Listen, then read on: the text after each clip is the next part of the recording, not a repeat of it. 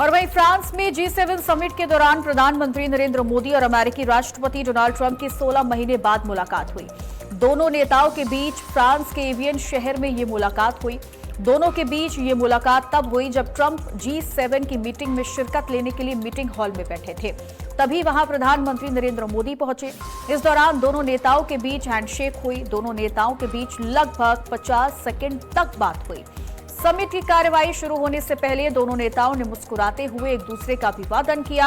ये मुलाकात तब हुई जब दुनिया भर के नेता फ्रांस के राष्ट्रपति इमैनुअल मैक्रोन की मेजबानी में हो रहे समिट के लिए इकट्ठा हुए थे।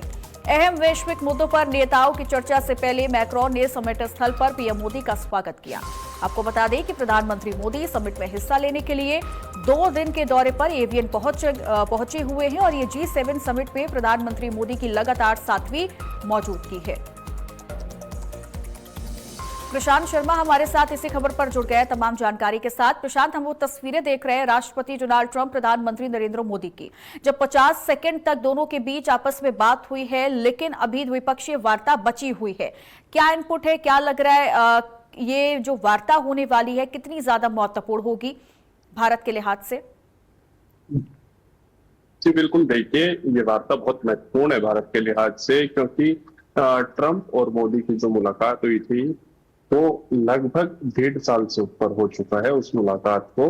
और इस बीच में ऑपरेशन सिंदूर हो, चाहे अमेरिका का टैक्स वार हो या फिर ईरान के साथ अमेरिका का युद्ध हो, काफी बड़ी घटनाएं घटी हैं और उसके बाद ये मुलाकात काफी अहम हो जाती है।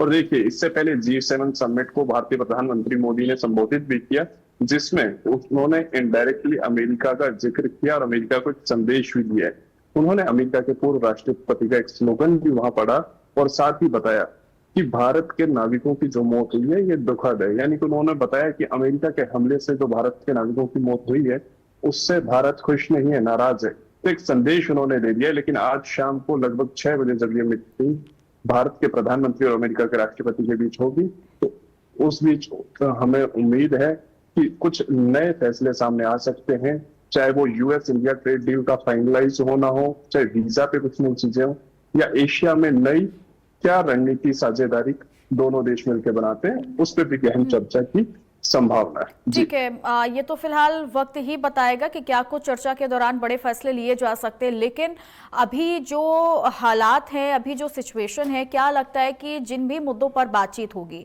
अगर वो भारत के लिहाज से काफी ज्यादा महत्वपूर्ण होता है और राष्ट्रपति डोनाल्ड ट्रंप से सीधे उस पर अगर बातचीत होती है, तो आपको लगता है कि ऐसी सिचुएशन में अभी राष्ट्रपति डोनाल्ड ट्रंप पर विश्वास कर पाना, भरोसा कर पाना मुमकिन हो पाएगा जो इस वक्त हालात बने हुए हैं? जी देखिए चित्रा, ये बात समझनी होगी, जो डोनाल्ड ट्रंप है वो अलग ही प्रकार के राष्ट्रपति माने जा रहे हैं।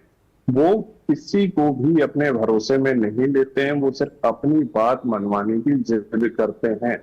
आपने देखा हो, चाहे उन्होंने यूक्रेन के राष्ट्रपति के साथ जिस प्रकार का दुर्व्यवहार किया हो, चाहे उन्होंने साउथ अफ्रीकन प्रेसिडेंट के साथ जो हरकत की हो, या फिर लगातार वो दावा करते रहे हो कि भारत पाक युद्ध उन्होंने रुकवाया है, उन्हें क्रेडिट लेने की एक आदत है।